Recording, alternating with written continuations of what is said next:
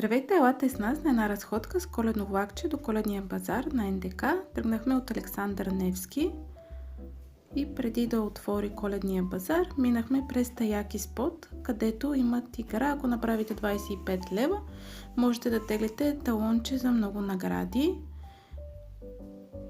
Ние си изтеглихме минус 10% при следваща поръчка.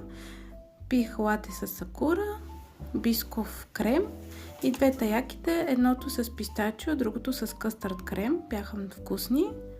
След това продължихме на коледния базар, където исках да пробвам до карусела онигири.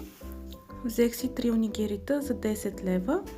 Едното беше с рибатон, другата с пиле и третото с свинско. Ако харесвате суши ориз, много ще ви харесват. Аз бих си взела отново.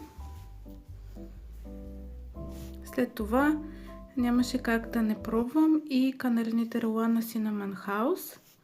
Взех това с киндер, 10 от 10, беше около 12 лева, много е вкусно, препоръчвам.